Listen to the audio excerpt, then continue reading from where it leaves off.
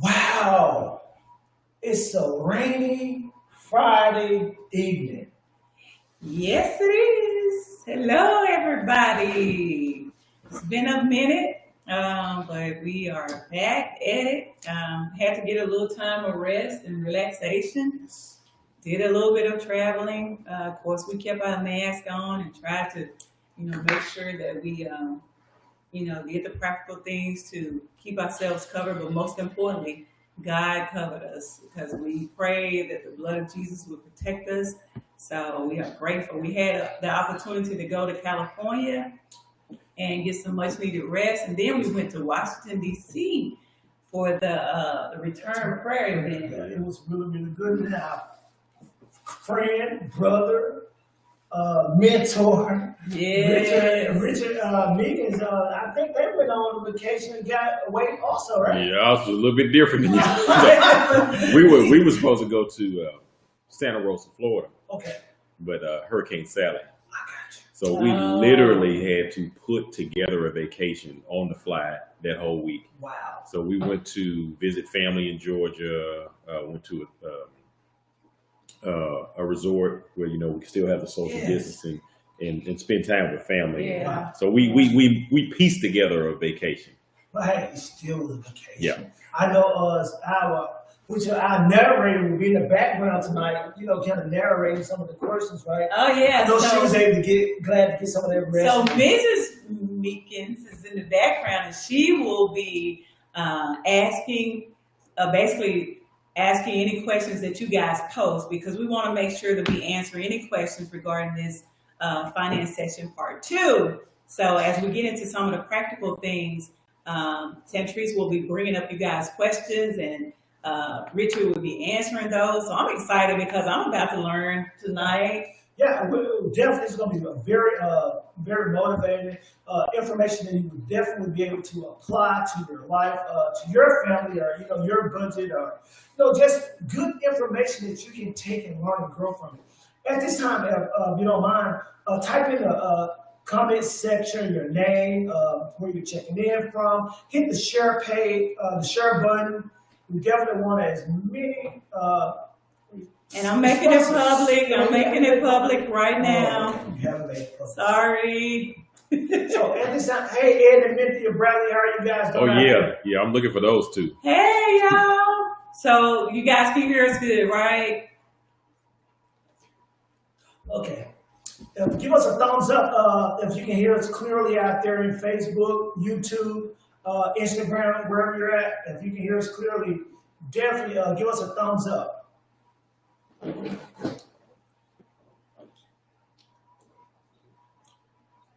Greg, Hey, tell me Greg, right. How are you tell guys me. doing out there this evening?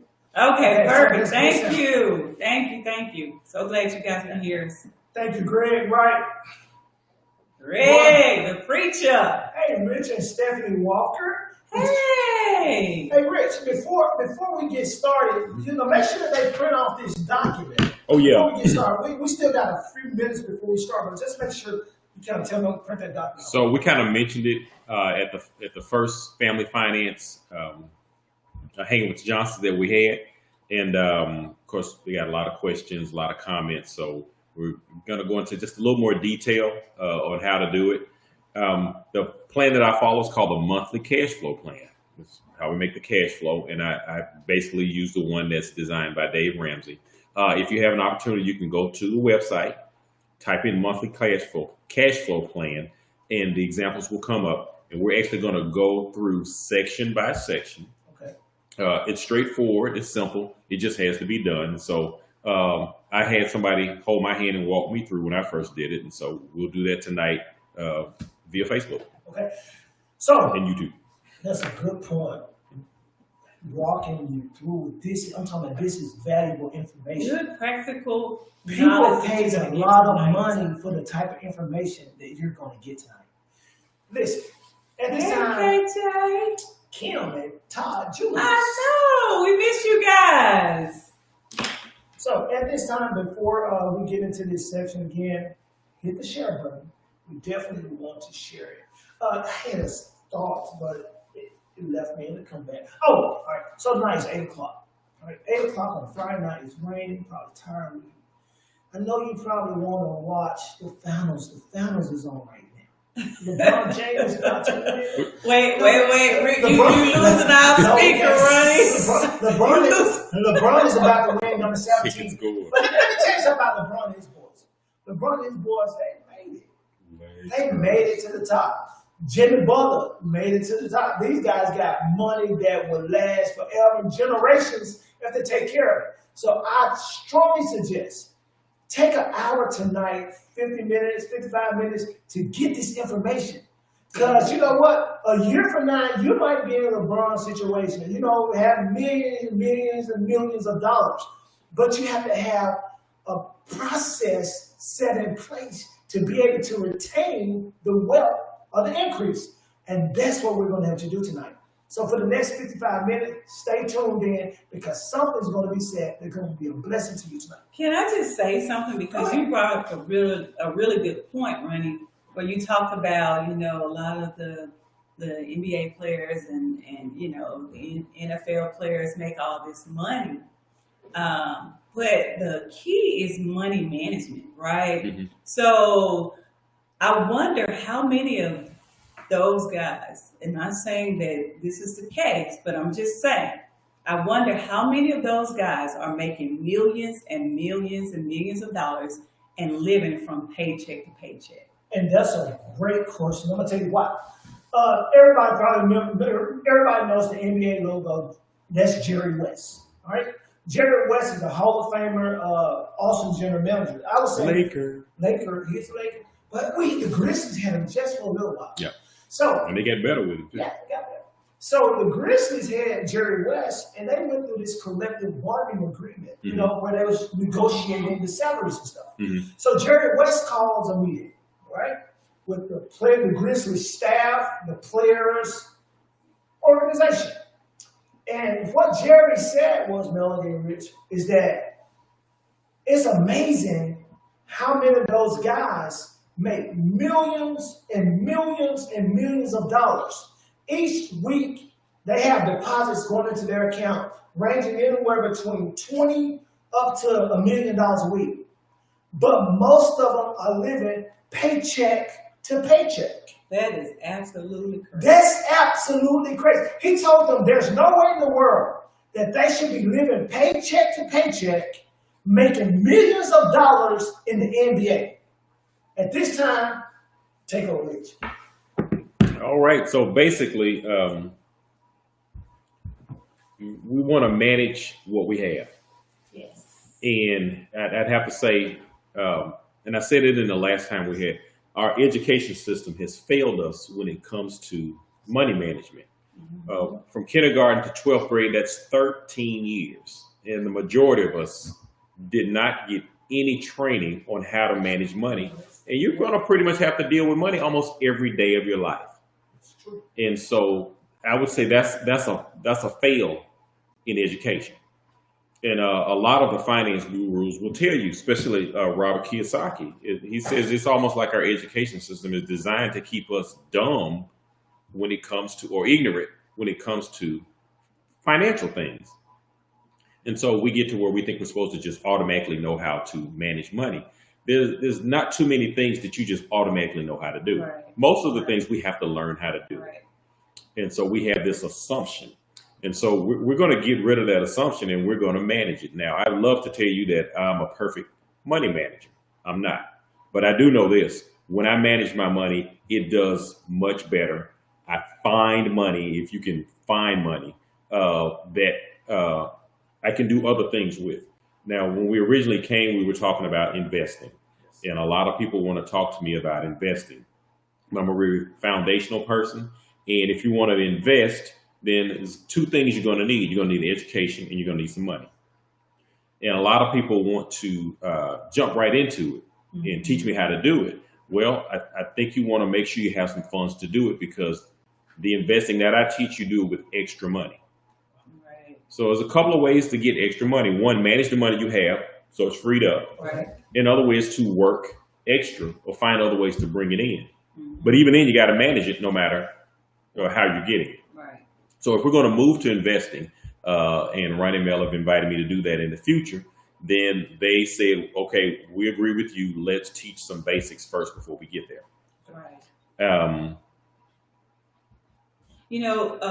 Kim brought up a point, and so I guess, because you mentioned that these things, the financial piece is not really, not much time is spent on it in the schools, right? No. Why do you think that they're not adding that in the curriculum? I mean, why? Because, like you said, in every aspect of life, throughout life, you're going to be dealing with money. I wonder why that's not incorporated in our schools the way it should be. Well, I think a part of it is you can't teach what you don't know. So our teachers went through the same education system that we went through. A very famous scripture is, "My people are destroyed for lack of knowledge." Yep. And a lot of people assume that means it's a lack of knowledge for scripture in the Bible, and it does. But it also means things outside of the Bible. You don't know how to manage your money, and you got financial problems. I was speaking with my niece the other day, and we were talking about someone we both know who is in their 50s, and they don't have $1,000 saved up. And I said, well, that person's been working since they were 20. That's 30 years. That means if you had saved $2.50 a month, you would have $1,000. Wow. So that's a complete failure. Now, if you've had medical problems, you have situations like that. There are some rare situations that can hit you financially really hard, a lawsuit. Yeah. But for the most of us, it's just you didn't save. Exactly. So, that's a really eye opener for someone to be 50 years of age, and don't have $1,000 in savings. But it's a thought process. So I know a lot of people that are very smart, very intelligent, and can manage tons of things. But these ideas aren't in the head. And if you go to that same person and say, okay, we want to go on vacation next year, we're going to go on a cruise, and the cruise is going to cost $2,500. That same person who didn't say, when time for the cruise, they got it because they have the ability to do it. We're just going to do it on a monthly basis instead of just for the vacation. Well, and that's true. I was thinking of an individual that travels, enjoy, have fun, do a lot of fun entertainment stuff, buying clothes, but then there's issues going on with their car. So that somewhere that don't line up somewhere the thought process, because the thing about it is that, let's say for instance that if you need a battery for your car, common sense and wisdom would tell you that it's more important for you to go purchase a battery from AutoZone, Advanced Auto, than taking that money going on a vacation somewhere. You think? Well, okay, so we mentioned my occupation. I'm an oral surgeon. Okay. And I just want to show you that the mindset is in it. It's not how much money you make. You can have financial problems. I'm been doctor for over 20 years now. I've had financial hits, serious ones, and had to work through this all over again to get back. I was at a oral surgery meeting, room full of doctors who make good salaries. And we were voting on the dues for each year. We had been paying $100 a year to be a member. It was on the table to raise that to $150, and it was voted down. Wow. One of the doctors said, you can make that on one patient. Wow. So, to keep our organization together and so to have what it is, but they voted it down. The very next vote was for the dinner that we were going to have next year at the meeting. Wow. The price of the dinner for next year was $150. And they all voted for it, which means they were not willing to spend $150 for the organization, but they were going to drop $150 on one meal. It was a mindset. Yeah, it was a mindset. So the question I'd like to ask out there, what are you willing to invest your money to? What are you willing to save to? What are you willing to put your money, what type of goals? Right? So let's kick it in on the sheet. Oh yeah, I was hoping. I know Minty. So I hope you guys got this. this sheet. If you don't have it, you can go to Dave Ramsey's site and get this and go, kind of go along with us as we're doing it. So, all right, that's what we'll be going over. And make sure that you put your questions. Hey, listen, there's no dumb questions. If there's anything that you want to ask, want us to answer, type it in the comments section right now. Yeah. There's no crazy The questions. only dumb question is the one that you don't ask. So, I mean, ask your questions, please, please, please, please. All right, you guys ready? Yes. So basically, it's divided into sections. We're going to go over each section. For those who don't have it up on your phone or on another page, we'll be as clear as we can. It's pretty straightforward. So the way the cash flow plan is designed, at the very top, we want to write down your take-home pay in the upper right corner. Now, take-home pay is just that. It's your money after taxes is what you actually come home with. So you don't write your salary there. You write the money that you're actually having deposited into your account if you have direct deposit. All right. So our first section is charity.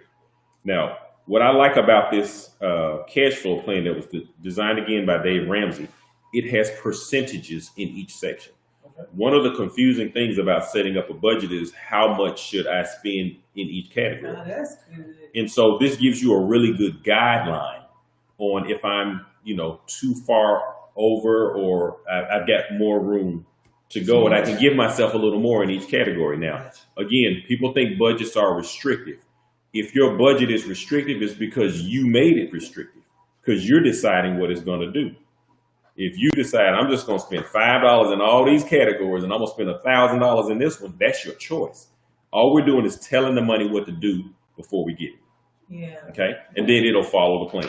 So could you hit on that point just a little more, telling the money, because it might a person might be out there, you say you're telling the money what to do before you, so are you doing this once you get the money? Are you doing it before you get the money? Or, It's recommended to do each month's budget prior to that month. Okay. So really right now they should be budgeting for November. Yes. And make sure y'all don't bust your budget up, because November and December is going to spend a lot of money. Yeah. So Yeah. And we'll get to that, the envelope system and all those good things. For those who have the plan in front of you, you'll notice that in front of certain sections, you'll see a picture of an envelope. And those are sections in which you actually, if you're going to follow the envelope system, put money in that envelope to help you follow it. Now, just briefly, we talked about this last time. The envelope system is, let's say you've given yourself $150 for gas. You put $150 in the envelope and you take the money out. You can see how you're doing just by opening the envelope. You don't have to keep running back trying to see where you are. Right. Okay, we have a question from Richard Walker. Is that monthly total take home? That's your monthly total take home. So I guess we didn't assume you may have more than one job. yeah. You may have more than one job. You may have a side job. You may be like me. I sell stuff on Facebook Marketplace. Yeah. I wash cars. Yep. So- Can you do DJing? And ZJing. DJing and You be doing work. We work and we find another way to get some I cash. actually help run his business and do She the want her check. Melly want her administrative check. stuff. I Yeah, tell want my Mel she check. want her I check want my before the employees get I want my theirs. check. I'm gonna cash it. I want my check. Okay. All Check right. it That's down. a subject for another day. All right, so let's start in the first category. The first category is charity. And of course, they have listed tithes and then your offering. Well, you've been to church before. Tithes is set. For those who don't know, because we can't assume, tithes is 10% of your income. That's before tax. There's always a controversy on that. The government takes their money out from the whole. God wants his from the whole also. Yeah. It's your choice. You make the decision. I'm just telling you the definition of it. That's 10%. Now, I hear people that we respect, the Christians, that say, I tithe 20%. No, you don't.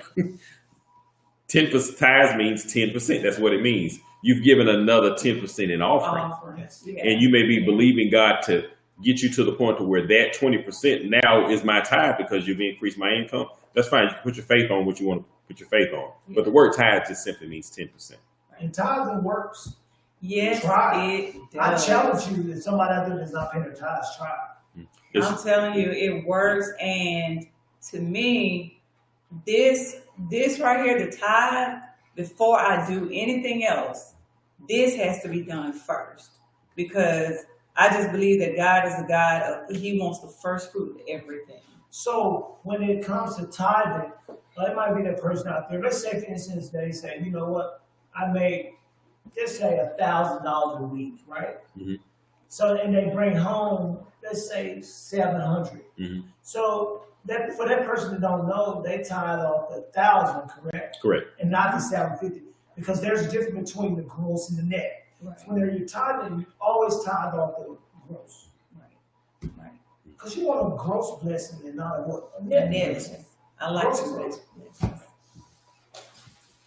All right. The next thing is charity and offerings.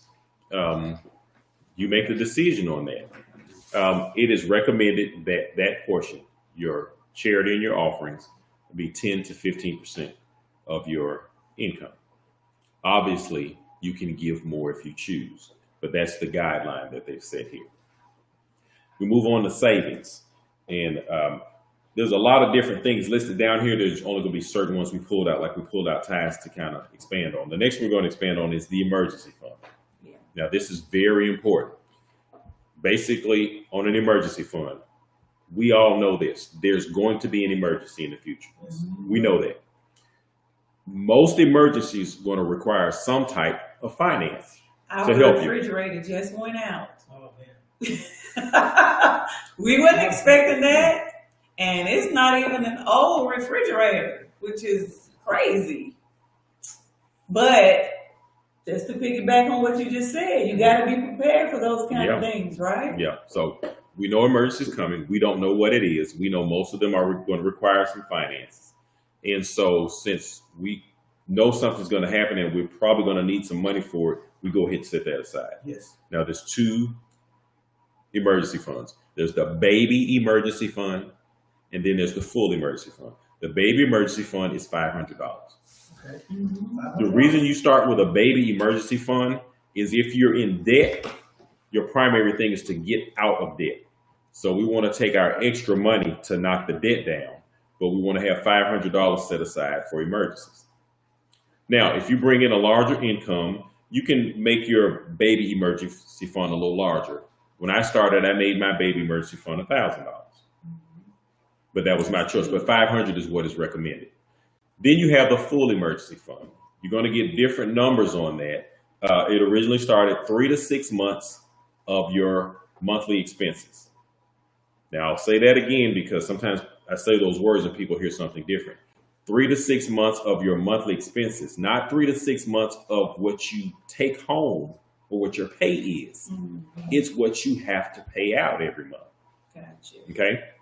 So let's say you bring home $2,000 a month, but your bills are only $1,200. Well, you need $1,200 per month to pay the bills.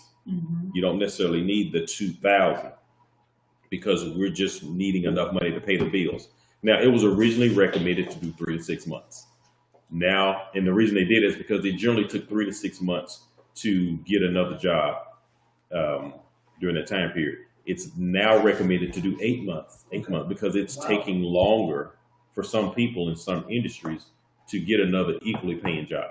So can I ask a question about this? So the emergency fund. So the recommendation is the baby one is $500, and then if you want to do a large one, it's $1,000, right? You decide on the larger one. Okay. So if, just say somebody is right now they're trying to build up, right? So they may not be able to start out with the 500.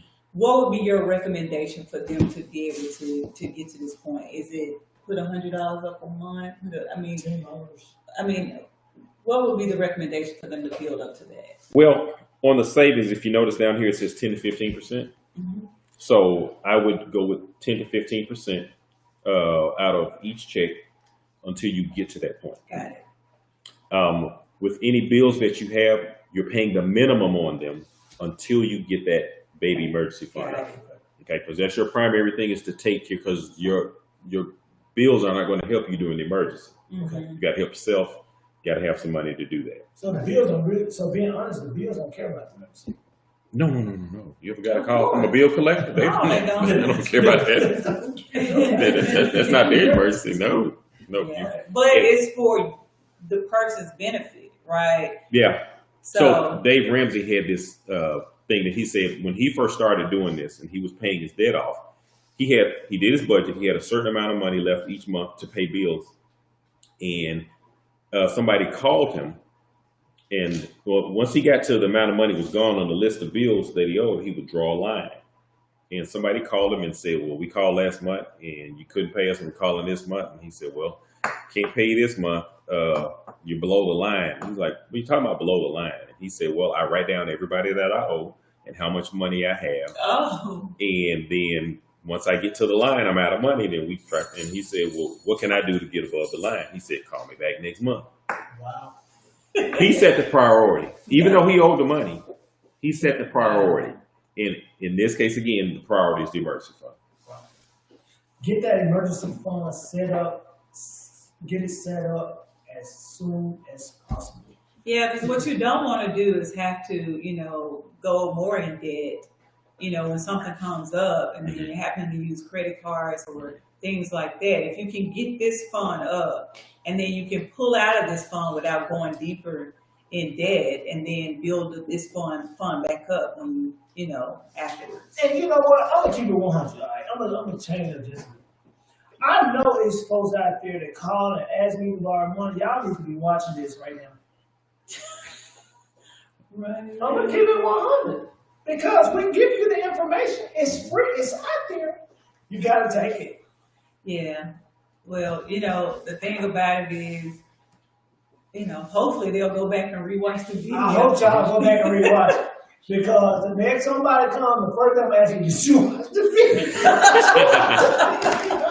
Did you watch the video? Well, so I've heard Dave Ramsey on his radio broadcast say That's what I'm asking.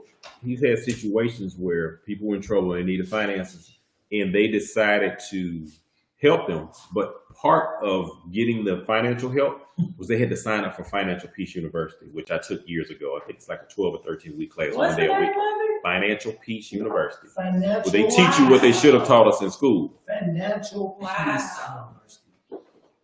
FPU, they call it FPU. And so you have to take the class. All right. And I'm You not have to talking take the emergency class. fund. Oh, yeah. You might emergency fund. I'm That's not funny. talking emergency fund. I love, I'm a giver. But, me and my sister-in-law said that, you know what? In the words of my sister-in-law, Bobby Craig, I know she's going to hear that. Some of these folks are just making bad investments. We all And you know have. what? You actually bring up a good point, because many times people are helping others, and there's nothing wrong with helping others. But the thing is, some people just want the fish and they don't want to learn how to fish. They just want you to continue to give them the fish. And it's for your benefit, to learn how to fish and understand how to create some finances for yourself, right? So, that's a really good point. And then to the people who always pouring out and giving and giving and giving, sometimes you're getting in God's way, because sometimes God is trying to teach, or God is trying to help the person grow. And if you keep jumping in, giving every time someone calls, then now you're trying to take the place of God, and God has not called you to do that. That's why it should always be spirit-led giving.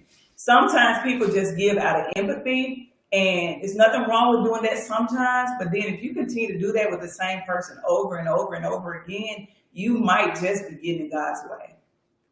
Okay. So I just popped in my head that 8-month emergency fund. Okay. When did they shut the country down for COVID? 8 months ago. Yep. Wow. 8 months ago, the country was shut down for COVID. And just think about a lot of people they had emergency funds in place because now the country is beginning to open back up and the economy is slowly recovering. But it's very important. And one thing COVID should have been taught all of us is that you have to have some stuff set in place. Yeah. And this is a really good plan to set in place that Richard's taking time out of his schedule to come and teach because a lot of people just don't know it. I already see it's gonna be a part 3. You know, this is definitely a part 3 because it's information that we have to take it and the stuff that you're teaching, even though, you know, I'm taking a lot of it and still applying it to my life. I'm still applying it. You know, like I said in the onset, I'm not perfect at managing my money. One of the things that's helped me the most is my wife. She manages it differently, but together it really works. And you know, she's gotten on me when we don't have a budget. And she can pull that out on me every time, and it'll never be an argument because whenever I've had a plan, she's followed it and she follows it better than I do. And so my house gets blessed because she's like, I just need a plan. I can run the plan. I just need you to give it to me. Exactly. And so that has really helped me out. It makes me look even better. And it makes your marriage better. It does. Because when you One less argument. Surprised how many people have gone through a divorce because of financial issues. That's number 1 on the divorce list. So I'm telling you, this is very key to having a healthy marriage. All right, And you know, before Richard goes today, something you thought about when you said that, don't you know most marriages end because of finances? Yeah. Finances is at the very top of the list when it comes to marriages ending because it's so much stress. Mm-hmm. And if you put this budget and work it, because it's known fact what you're teaching, it works if you apply it. Yeah. And that's so true because Sane and Richard have been really instrumental in our lives and just helping us. And we've grown so much in this area just by learning from them. That's the thing. When somebody has something and they're good at it, latch on to them and learn from them. You know, instead of getting jealous of people, whatever, get with them, find out what they're doing, and then apply it to your own life. You know, that's the key. If you want to be better, get around some folks that's already doing it. Okay. All right, keep on. All right, so now we're on housing. Basically, that's your mortgage or your rent. You can look at the percentages. They're saying 25 to 35% of your take-home pay. So that's a guideline. If you're trying to buy a house, you're going to see what you have to pay each month. Then you look at the percentage of your income. If you're bringing home $2,000 a month and your rent is $1,000 a month, you're paying 50% of your take-home pay. Wow. You're out Wow. out of whack. And so that's where your money's going. So you may have to make a decision when this lease is up, or do I need to sell this house and downsize for a time period? Obviously, we want you to be in something that you enjoy, and we want you to be in a safe environment. But you have to look at these numbers. When we move on to utilities are 5 to 10%. That also includes your internet and cable. Now, for my wife and my wife is in the room reading the questions. And help me out if I get the numbers wrong. When we looked at our cable bill, we were paying almost $300 a month. We're paying almost $300 a month. Wow. And we did not have any of the specialties. The super channels. We know HBO, Stars. We had none of that. You know, except when they had that free weekend. You know, so we watching everything for that free weekend. But but we were like, we grew up. You didn't pay for television. Man, I know that makes us old, but when you go from 0 to 300. So wait, we were that there was cable, phone, cable. I'm sorry, cable and internet, internet. right? No, we didn't have phone in there. It was cable and internet. And so what we ended up doing is what's it called now? $250. So it's about $250.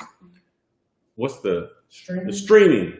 So I checked into them, looked at budgets and all that, and I checked into them. It was probably 8 months after I checked into them. I actually pulled the trigger, and so I'm not doing a commercial. I'm just telling you who we went with. We went with AT&T Now. It was called DirecTV Now then, and we were paying $35, $40 a month. Wow. $35, $40 a month. It was a major drop. So we probably saved like $100. Was it the same channels? We're missing one channel. OWN. Is it OWN? We don't have I OWN. don't watch all that. Yeah. But that's just one Yeah, we channel. used to watch OWN. We used to watch Tyler So Perry. that's something. When you said that, Richard, something I really. But you can get a package with that in it. Okay. Our package just didn't have it in it. It's something though you said that I know so many people don't have anything saved, but they still paying hundreds of dollars a Mhm. month for cell phones, Mhm. cable, Mhm. and I'm like, little kids, 14, 15, 16-year-old kids having $1,000 iPhone. Mhm. Something is not in the proper alignment here. Because if you don't have anything saved, nothing in your emergency fund, or in your savings, and you're spending money like that, I think you need to what? I don't even have the word to say. Maybe one of y'all can help me I out. think it's just No is a word. prioritizing. No is a word. Yeah. And it sometimes it's hard to say no with some of the other pressures. But I think if we could see further down the road of not saying no, financially it can cause issues. And some of we're old enough to know things have happened. I've had medical issues that took chunks of money from me and had to build back up. But I thank God I had an emergency fund during that time period. So my wife and I, our focus wasn't on paying the bills. Our focus was on me getting healthy and getting my strength back Yeah. and getting back to, and even during that time period, we started a business. Like the worst time to start a business is when I'm out of work. And we started because we could turn that focus to other things, me getting healthy, her starting a business, as opposed to how we going to pay the bills. Gotcha. You brought up a good point though. And so one of the things I think that we all should do is taking the items on this list and listing them out. Mhm. And then also listing out beside that, what are you paying for? And then see where your priorities are. Because if you're paying for things like, the high dollar phones, right? And you don't have an emergency fund, you might want to really take a look and evaluate, okay, what is really the higher priority? Because at the end of the day, if your refrigerator go out or if your car break down or whatever, the cell phones really ain't gonna really help you in situations like that. Having an emergency fund is what's really gonna help you. So really prioritize things and rank them how they really should be ranked. That's a good point. So the next category is food. First time I did, and I did my budget with multiple people. Dave Ramsey, my church, provided a financial service where you could go to one of the ministers who actually ran the finances for the church. And I sat down with her and went over the budget. She let me know right then and there. She said, you spend more money on food and restaurants than you think you do. And so when we went, she had me do the budget, she had me come back the next week. And sure enough, I told her I'm spending way too much money on restaurants. She said, no. She said, no, you have to determine how much you're going to spend. But this is the area where most people underestimate how much they're spending on. That's true, though. So groceries, yes. And you can stretch groceries. I had $85 a month when I was in dental school, all 4 years, and I ate for $85 a month. Wow. Now everything I bought had a little yellow sticker bag because it was on sale, Wow. and if I splurged on something, it was Glory Greens Wow. because I couldn't cook. The sacrifice. But you can do it. You can do it. You set the Yeah. budget. If you're, when I was single, I stopped at restaurants a lot. I picked up a lot of fast food. So I just budgeted to where I was able to do that. Now, groceries and restaurants are an envelope category. So you put that money in the envelope, and sometimes towards the end of the month, I would notice I got $5 left, and there's 3 days left in this month. I'm going home and eating something at the house because I didn't want to bust my budget. I just started doing it. So it may be some folks that wasn't on last time who didn't really hear about the envelope. Mhm. So do you want to just do a real quick thing about Okay. envelopes? It's a straightforward, simple system. It's been around forever. You basically have certain categories that you spend your money on, and you have an envelope with that category written on it. Groceries, gas, entertainment. You give yourself a certain amount of money each month. It's on your budget. You put that in the envelope at the beginning of each month. You carry these certain envelopes around with you. Now, you don't have an envelope for everything in your budget because you don't need an envelope for your mortgage. You're mailing that in. Right. And so you carry those around with you. So when you get to the gas station, you take the money out. Now, I know a lot of people like to use the cards, and swipe, but the truth of the matter is it's harder to spend money. It's harder to put your hand on it and give it away. Yeah. I know it doesn't seem like that, but I've seen $20 in my pocket and I decide it's my last 20. I don't want to spend it in fast food or Snickers or something like that. And I just decide to I don't want to break the 20. It's something psychological about it. But you see the money coming out. You can look at the envelope and say, I'm getting close to the end. And when the envelope is empty, and we have a solution for when the envelope is empty later on in the budget, we'll tell you about that. But it really is a very simple, basic way to keep yourself on budget. And it works. It just works. Yeah. Our daughter's actually using the envelope system, and we use it and we really like it, and Alicia likes it as well. So it's a really good, cool system to use. So our next category is transportation, and transportation includes gas and oil, repairs and tires, and that's almost like setting up an emergency fund for your car, because something's going to break down. Makes sense. License and taxes, and it actually has a category here for car replacement. In other words, if you know in a short time period, it could be a year or two, I'm going to get another car, you can start saving for it and set it aside. Then, of course, we have medical and health, which ranges from your doctor bills to your dentist to vitamins. Then we move on to insurance. I'm not going to go too deep into insurance. If you want to get some great advice on insurance, again, Dave Ramsey can help you with that. There's a book you might have heard of called Personal Finance for Dummies. There's also a personal dummies book on insurance. Insurance is one of the things that a lot of people do one or two things with. You have way too much, you don't have enough, or if you want to get a third category, you got the wrong insurance. Oh, wow. I'm not the insurance expert in my family, my wife is. So I'm not going to even ask some questions about it because it'll be wrong. You can have the wrong insurance. So let me ask you a question about the insurance. So like with our insurance, we have what they call the healthcare spending account, where they take something out each month automatically. And then that way, when just say you have your co-pays or whatever you have to pay, you're not coming out of pocket, but you use that. The money's already come out of your check going directly to the account. Is that a good thing to do? Well, what you're doing is you're saving on taxes. So Okay. when they take the money out of your check, that decreases your taxable income. And now it's set aside for something you're going to spend the money on. I know I'm going to buy, whatever medicines or vitamins or whatever. And so you actually saving a little money on taxes by doing it that way. Okay. Yeah, I actually knew the answer to that one. Cool. Okay. All right, now we get to personal. And personal includes the categories of babysitters, toiletries, cosmetics. For me, cosmetics, I used to put $20 in my envelope every month for cosmetics when I was single. And then I got married, and it's just like, good Lord, you got to put $100, $200, for hair care. And Ryan, when we were coming up, this is gonna tell you what generation we were in. That's when they were calling women who took care of themselves high maintenance. Yes. I almost wanted a woman who's gonna take care of themselves, but they would want to complain about it.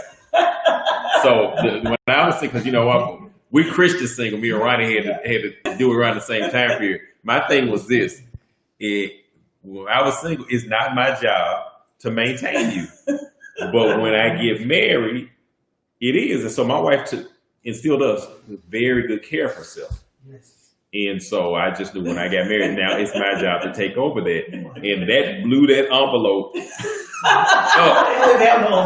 But you see the results of that. You see the results of that I because see the result. My envelope is cashed out. You cashed out me to get my nails done on that one.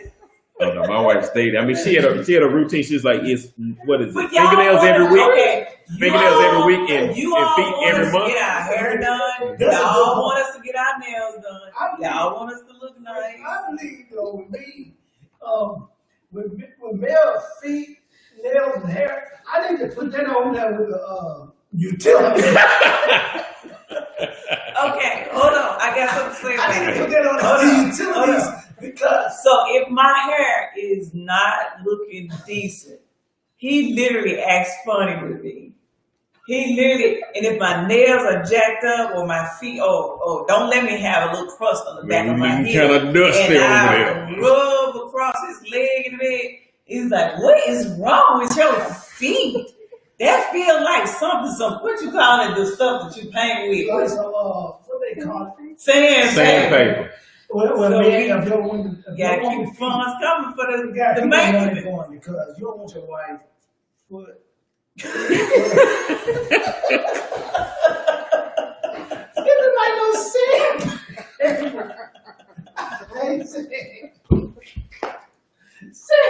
You don't want her feet feel like no sandpaper.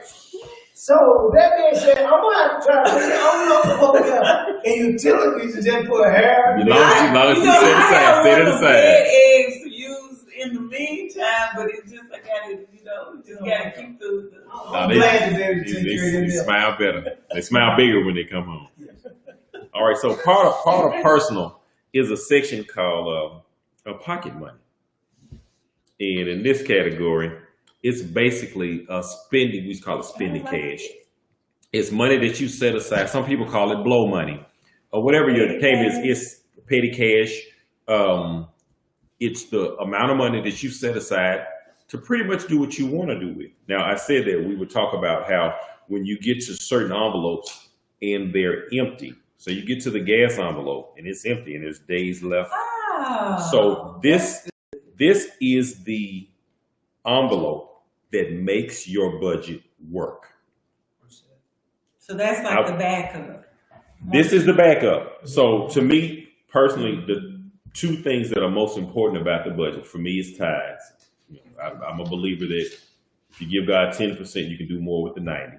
The second thing is this category of money that I can do whatever I want to with. One, that gets rid of this budgets are restrictive thing. No, it's not restricted because I got money in an envelope to do whatever I want to do with. I've unrestricted it. Right. Secondly, if I've done it wrong or a weird month, I can go over to this envelope and pull some over. Okay. It's the grease that keeps the engine going. That's good. And so, again, in that personal category, they list 5 to 10%. But again, that's a guideline. So, and obviously you keep that envelope with you also. Wow. And a lot of times, when you start budgeting correctly, now your first month, your budget is going to be wrong. Let me just tell you that right now. In the first month, it's going to be wrong. So don't even get mad at yourself that you blow your own budget. You're starting out. The second month, you'll know it a little bit better because you can look at the numbers from the first month. By the time you finish the third month, you'll be right on. And when I say right on, it'll never be perfect, but you'll have a budget that you can roll with almost to the point where you don't have to look back at the envelope. You kind of know it here. So we're like, for example, Christmas is getting ready to come up, right? Folks are gonna want to start doing Christmas shopping. So where would that fall under personal? For us now, all these are guidelines. You can set up. Remember, I had an envelope for getting married. I also had Christmas envelopes. Okay. So around this time of year, I would start putting money in the Christmas envelope. Gotcha. You can have a vacation envelope, which is in the next section of recreation. It has entertainment and vacation. Now, you don't necessarily have to have an envelope for vacation. You can set that in a special account or keep it at home, which is what I did. But you can create, I had a DJ envelope, so I would have money to buy music and buy microphones and equipment or get equipment repaired. Because that was personal to me. I have a niece who's a chef, and she's looking at different foods that she wants to do. She's going to need money to do that. She's working now, so at some point we want her to start setting aside. I'm going to have to buy utensils, and I'm going to have to buy ingredients as I start determining what I'm going to do. Dishes, those set up display dishes and stuff like that. And so that would be personal to her. Obviously, I wouldn't have an envelope with chef supplies. Yeah, you want to go see the Dallas Cowboys? Yes, because that's coming out of entertainment, and that's your entertainment. What are your entertainment? Oh, but that can be a business source also. Because sometimes you use it as income. You sell the tickets. Yeah, so with my envelope, on opportunity to go check out the Cowboys. However, I'm taking money from that to purchase the ticket. I turn around and sell the ticket to basically pay for me to go and keep my money. Well, I got a good That's trade creative. off. Like you get to go to the games and Okay, this was the this Dallas is Cowboy games, and so. then you while you selling the tickets, I can sell my So is tickets, it fair? and Like, then I can go shopping I- off of the money that I, so shop is for it my- fair? So is it fair, y'all? Check this out. He's a- Mike, go ahead, baby. Go ahead, sweetie. Go ahead. I'm just kidding. Is it fair? Somebody out there on Facebook, and Richard, you can help us. Is it fair? If I have money in my envelope for the Cowboys or the Grizzlies, right? But we And have we got two two tickets. tickets. I purchased the tickets. But it's mine. And I bought it for my wife, right? She goes to the game with me. But if I However, don't if go- I sell the ticket, that's my money, right? You know, Rich? So if he sell his ticket, okay, so you got two tickets. No, if I You purchase go tickets to for the seven, game. He goes to the game, and I Two sell y'all my come in, ticket, somebody and I have to tell don't us. go to the game. Then that is considered that's not. my sale, right? Where I get the money back. Do that even make sense, y'all? Wait a minute, hold on, back up. Okay, all right. So when you have two You got tickets. two We got- tickets. I One got he a bought ticket. I both got of the a tickets, but Okay. one is he bought for me. It's a gift Yes, for sir. me. Okay, so if I decide that I don't want to go to the game and Ronnie sells that ticket, that money goes to me, right? No, because I gave it as a gift. So like It's you gave me a it's gift, okay. you gave me a Okay, gift, Jesus and then I gave you a gave gift your of gift away. salvation. I gave your gift away. Well, I sold the gift you gave. So what's your name? Jesus gave us all Richard. You salvation. get an envelope for it, yeah. So Jesus doesn't take his gift back. So you like Cowboys and Indians, you give it anything. Hey, Eric Valentine, what's going on, man? What's up, Mike? Okay, I'm sorry. We just have a little fun. Just kidding, y'all. So we're on. Everybody's an Indian giver. Hey, Mike. Mike, what do you think about it? If you still out there, I don't know if you just going. That's through right, it. because if you give someone something, then you take it back. That's the Indian giver. So it belongs to the person. Once you give it, it's theirs. Whatever they do with it. Thank y'all. I'm so glad y'all on my side. Thank you all. You go win anyway. Mel's gonna always, Mike gonna say no comment, bro. Oh, you hear me out there like that? Bro, yeah. I'm gonna tell some. Thanks, brother-in-law. I love you. I love you. I got you. I love you. All All right. So so we're on. So our Yes. last category is debts. Now they have 5 to 10%, but obviously we're trying to get to zero on what we owe. And in the program, you're trying to pay off everything except the house, even though it is a debt. We're kind of ignoring that one because it's generally a large debt. You can chop that down a lot faster once you get rid of your basically credit card debt and your student loans. And so after you've gone through each section and you total up each section, then you basically add it up, and when you subtract it from your take-home pay, it should be zero. In other words, you've given every dollar a name. And speaking of Oh, every that's dollar, good. the app that they have to do this is called Every Dollar. I use the app. To me, it's easier to go on a laptop or a desktop to do your budget than it is to do it on the phone. Once you do it 1 month, you can copy that budget every month. I love that because when you could you give type that in there? Can you, Every dollar.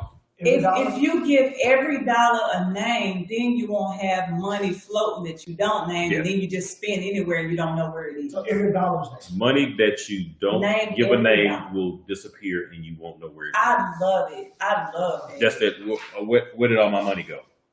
Yes. I think we said that. What happened to it? What did I spend it on? If it's given a name, you can look at your budget and say, oh, I spent it on life insurance. I spent it on gas. I spent it on the movies.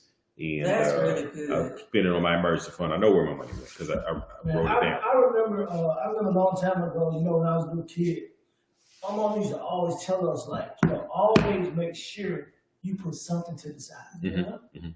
It wasn't no budget thing, but you just never know. You're going to have a rainy day. Yeah. So you got to put something to the side. Well, let me ask you a question.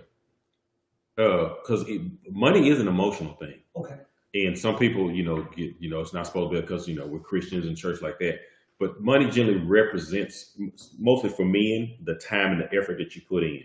And so this was what I got for that. Okay. And so you're really not necessarily tied to the money, but what you had to do to get it.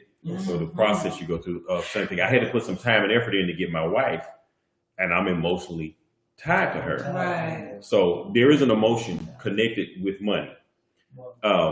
For me, I like it when I look at my savings account and there's money there. I really do. Exactly. Because when I look at it and it isn't, I get an emotion on that too.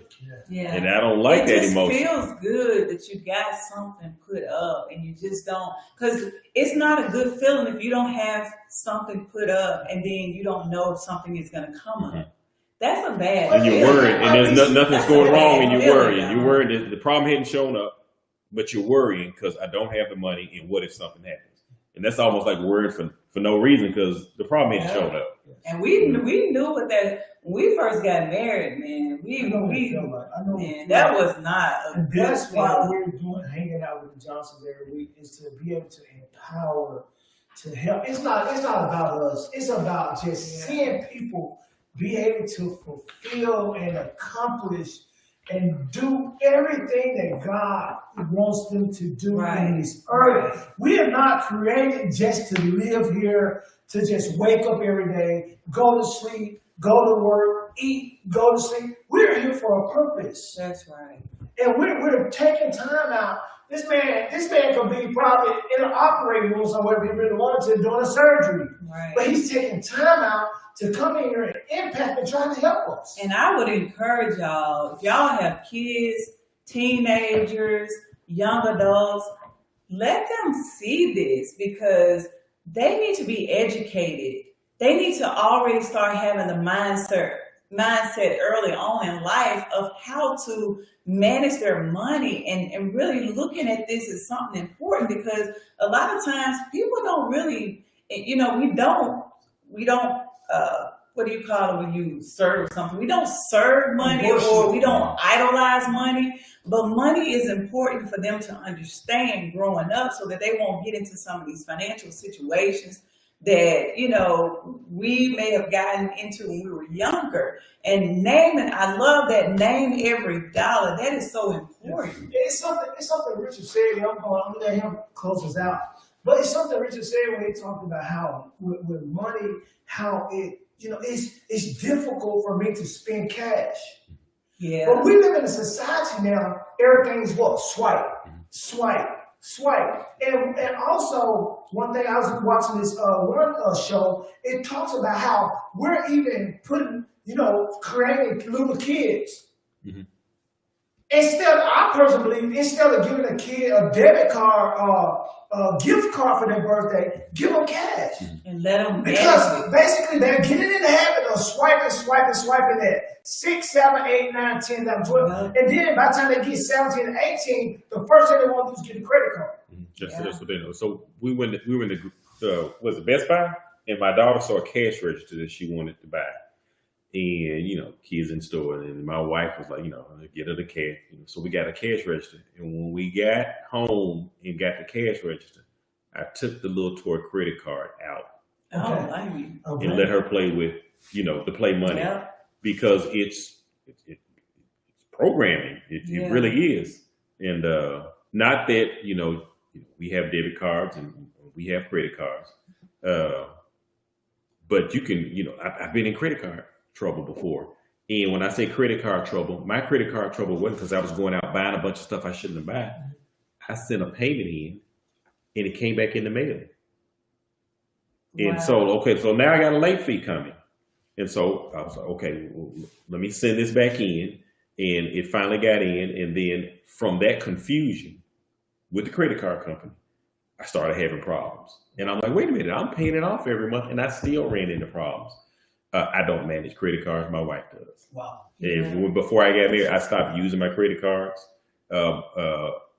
My wife is again, we said it the last one. She looks at the stuff like every day, literally. And she's worked at, in finance industries before. So I let her manage that. Yeah. Can I say something about, go ahead. No, I was saying, Eric got a question. Okay, question. Richard, what are some tips for first-time investors, people who are looking to invest on a beginner level? Two things. One, you're going to need knowledge and education, and you're going to need it because they didn't even teach us how to do this basic stuff we're talking about tonight. We shouldn't be talking about this tonight. We shouldn't. This should have been 7th, 8th, 9th, 10th, 11th, 12th grade. Some of us went to college. I have multiple college degrees from different parts of this country, and they didn't sit me down and teach me about this. Not even how to run the business I have now. Wow.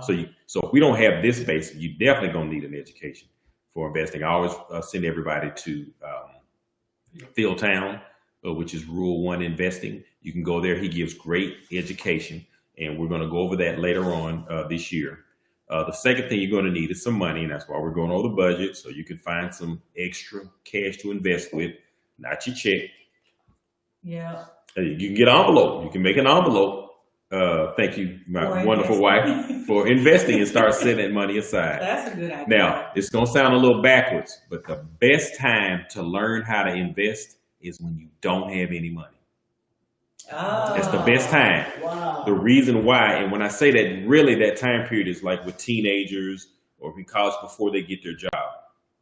If you know what to do with money, if you know how to budget it, you know how to invest it, the minute your first check hits your hand, you know what to do with it. You know what to do with it. Now, I didn't learn most of this stuff until I was about 35. So think about all the checks I got. Lord have mercy. That didn't do what they could have done until I was 35. Once I became 35 and I learned these things, then I started doing them. So if you don't have the money to invest right now, that's the best time to learn. Because when you get it, you can go straight to it. You'll know what stocks you want. You'll know how much you want. You know how to read a chart. You'll know how to check out the CEO. You'll know how to look at the future of their company. And you'll know, as soon as this hits, I'm getting FedEx. I'm getting 10 shares of FedEx. And I'm going to wait till FedEx drops down to this price because I know what to do. And that's my thing. Go to Phil Town's website, Rule 1 Investing. Start your education. Start with your budgeting with Dave Ramsey. I'll be back later on this year to start some more basics so you guys can ask questions directly. Also, Kim wanted to know, was that name Phil Towns, Townes? Town is, I live in a town, TOWN. Okay. And right now, y'all, the stock market is a really good time. Once you teach, and you get the training, you know how to do it, you can really do well in the stock market. Oh, no, my wife did mention when the style that he teaches, and I did this, once you start to learn, before you do it with real money, you can do what's called paper trading. And if you don't have real money, you can start paper trading. And basically, it's practicing. You can set up what they call a virtual account.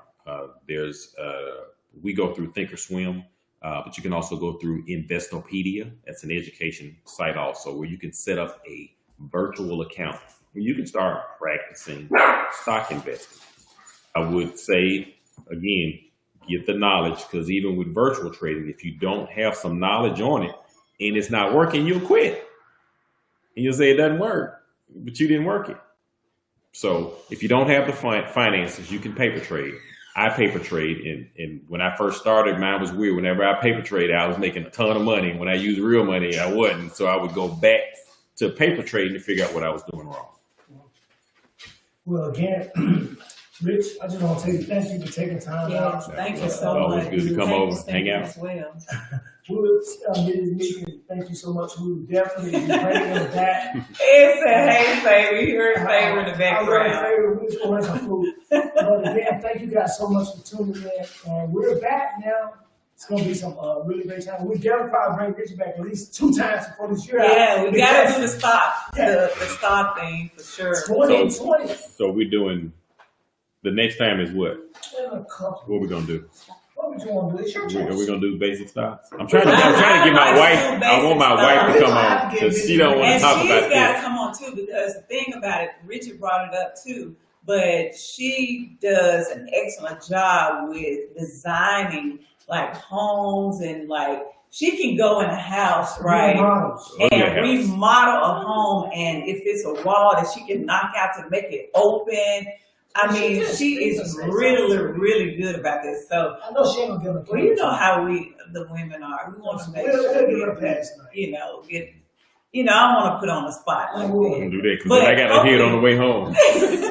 But hopefully we can get her on and talk about that. You guys might have questions about, you might want to do some remodeling things in your home or whatever. And she is the guru on that. They both do it together. So they've learned a lot with just, doing that. And so maybe we can talk about that as well. Okay.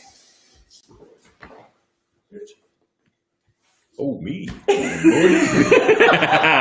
So you see y'all doing it. Why don't we get Rachel to do it? Rachel will close out. the prayer Rachel, tonight. can you close us out You in wanna- prayer tonight? Come on, Rachel. Let's. Come on, pray. We're gonna, This is little me. So we were praying with someone that we talked to every 3 or 4 months, and they were saying you need to teach your children how to pray so that when they get older and they need to, they know how. That's right. So this is who I'm teaching how to pray right now. Yeah. Close us out tonight. Go ahead. You want to pray for everybody so they can have a good night? Yeah. Go ahead. Thank you, Jesus, for this great day. And I love my daddy. And I love my mommy. And I like baking cookies.